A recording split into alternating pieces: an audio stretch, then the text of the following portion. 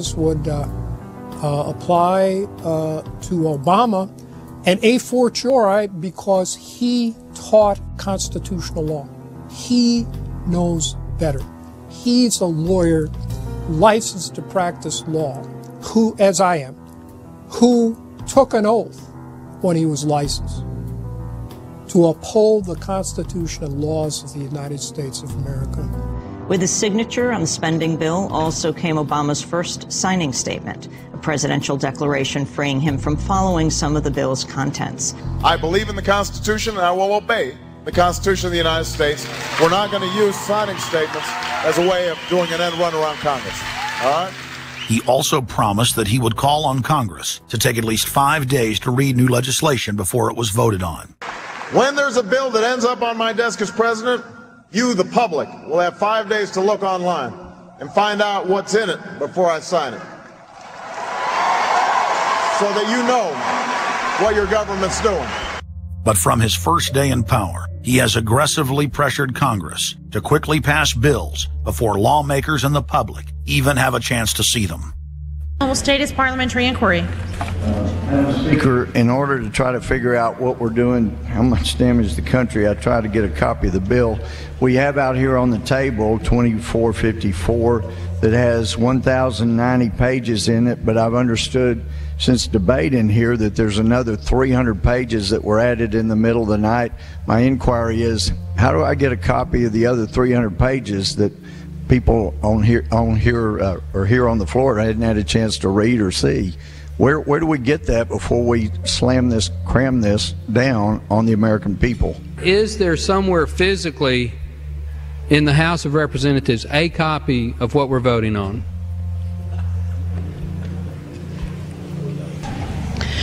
The gentleman has not stated a parliamentary inquiry that the chair can answer. Mr. Speaker, I have to say that I am outraged. Here we are getting ready to vote on a piece of legislation, and we haven't even seen 300 pieces of this legislation. No one can even find the bill or even knows where it's at. Obama swore that he would never put lobbyists or donors in his administration. Treasury Secretary Timothy Geithner appointed Mark Patterson, and this is a former top lobbyist for Goldman Sachs, as his chief of staff. And then last week there was a lot of buzz over William Lynn. He was appointed to the #2 position at the Defense Department. William Lynn, also a former top lobbyist for Raytheon, which is one of the 5 largest defense contractors. He has now broken all previous records by cramming his administration full of contributors and lobbyists who openly write legislation being proposed by the White House. There's a good reason Obama doesn't want to give the people or Congress any time to read the bills. I'm still needing a copy of the other 300 mysterious pages that we don't get to see here. Shortly after the 2008 election, Vice President Joe Biden confided to top supporters that it was essential that their program be implemented at lightning speed. Because their agenda was so unpopular, they knew Obama would lose support quickly. Obama's handlers were in a race to pass a raft of legislation before the people discovered that Obama was just a slicker, updated version of previous puppets. Obama is the New World Order's closer. It's his job to repackage and solidify the tyrannical policies of George W. Bush as progressive and trendy. So part of my job, I think, as president, is to make government cool again. Chris Hedges, author of Empire of Illusion, explained it succinctly. President Obama does one thing, and Brand Obama gets you to believe another. This is the essence of successful advertising. You buy or do what the advertiser wants because of how they make you feel. Through Obama, the global establishment are now putting their entire program into high gear. Obama is attempting to dismantle the Second Amendment with more than a dozen victim disarmament bills now in Congress. The key is going to be, I think, for us to come together and say people do have an individual right, and there's nothing wrong with common sense gun laws. Hate crime and cyberbullying bills in the House and Senate would effectively criminalize free speech protected under the First Amendment. It is absolutely true that NAFTA was a mistake. A senior member of the Obama campaign called the Canadian government within the last month to say that when Senator Obama talks about opting out of the free trade deal, the Canadian government shouldn't worry. The operative said it's just campaign rhetoric and don't take it seriously. Senator, campaign officials called the U.S. ambassador to Canada and say, don't worry, it's just campaign rhetoric about NAFTA. The Canadian government put out a statement indicating that this was just not true. So I don't know who the sources. It wasn't true.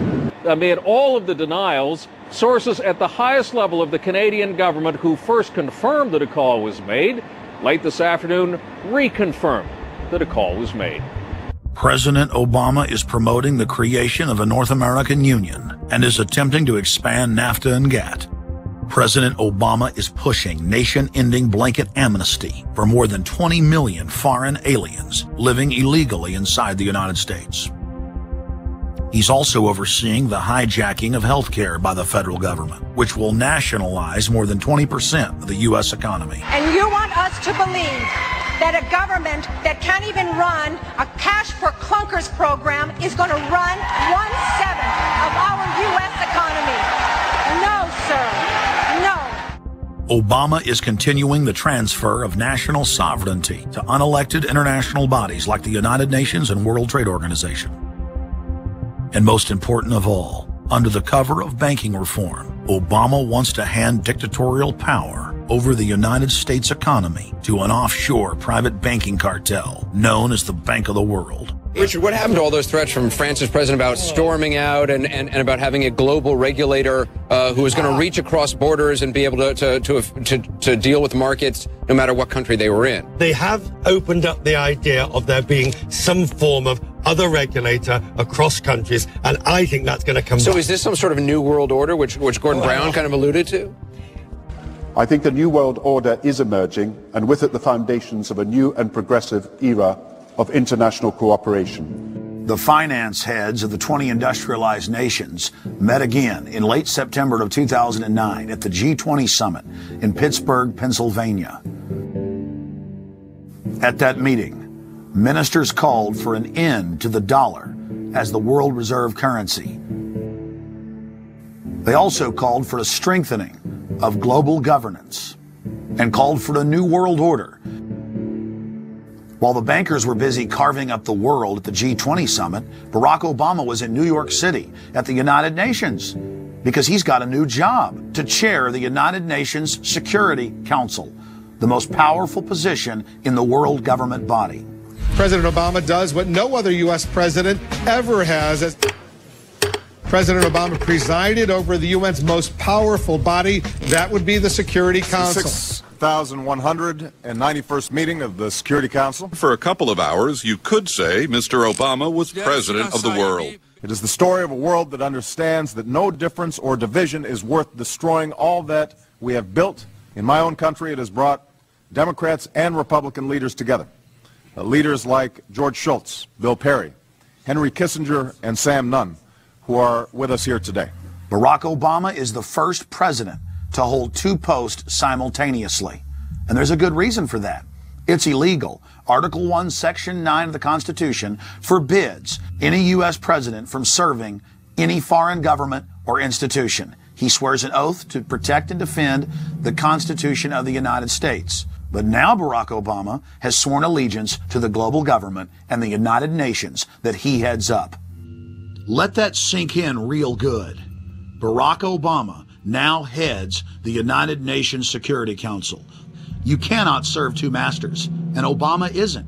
He's selling out the last vestiges of sovereignty that this country had. This, ladies and gentlemen, is the destruction of our nation, and it's also high treason. Obama's lies are obvious and out in the open. He hides in plain sight. And from the moment he took office, his lies have only increased, despite the fact that his ratings have dramatically dropped since Election Day. From the mid-80s to the low 40s, a large portion of Americans still gullibly hang on his every word. It is bringing entertainment to thousands of people. Through its magic, we are able to enjoy a combination of the radio,